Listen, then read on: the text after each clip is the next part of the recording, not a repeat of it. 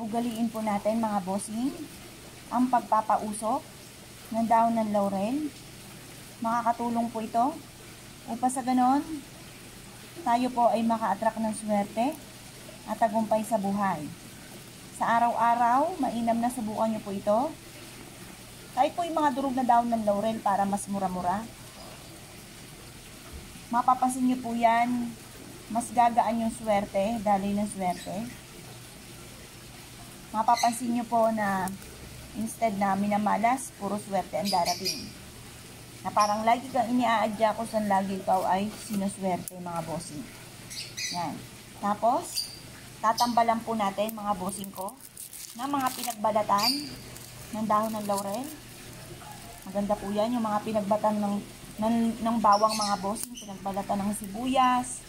Maganda po yan mga bossing. Ito, kagaya po nito. Yung pinagbalatan ng ating bawang. Yan.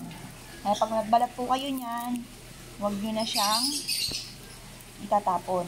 Kasi, pwede natin gamitin na pampaswerte mga bossing. Ganyan. Pati ito. Ito po. Yan. Yung mga patapo na, pwede po siyang gamitin pampaswerte. Yan mga bossing. Ito po, like ko pong ginagawa sa araw-araw. Ngayon ko lang siya naibibidyo. Kasi, may nakita ako na pwede naman pala. Kagaya ng mga nagluluto. Kasi inisip ko baka bawal. Kaya hindi ko pinapakita po sa inyo mga boss. Ngayon, pwede naman pala siya.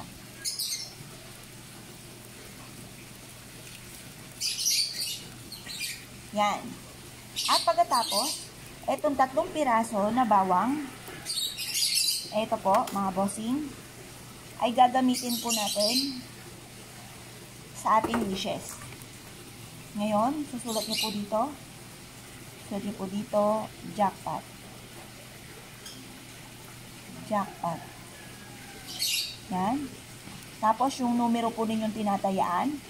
Ako po ay 5, 7, 8, 41, tapos 25. Yan yung mga paborito ko. Yan na, 2, 4, 5.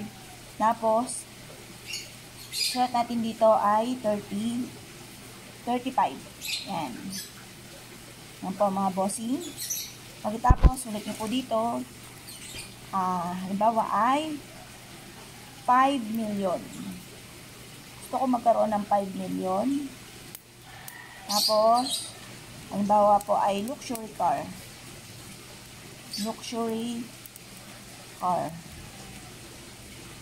Tapos, makatapos ang anak ko sa mga pag-aaral nila. Yan. Tapos, i-wish na lahat ng gusto po ninyo. Halimbawa ito, mansyon. Yan, nagkaroon ng mansyon. Yan po mga bossing or hacienda. Yan mga bossing. At pagkatapos ito, isama po natin siya dito mga bossing ko sa ating pinagpapausok mga bossing. Kapag nandito na lahat, sama-sama na po siya lahat mga bossing at sama lang po natin siya dito sa ating pinagpapausok. Kaya kung kayo pinaniwala at naisip po itong gawin, subukan nyo po ito mga bossing.